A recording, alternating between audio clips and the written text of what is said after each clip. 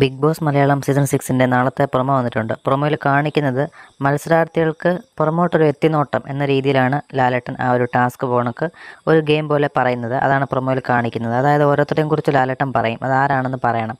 ഇപ്പോൾ ഏറ്റവും ദേഷ്യം പിടിക്കുന്ന ആൾ, അല്ലെങ്കിൽ ഏറ്റവും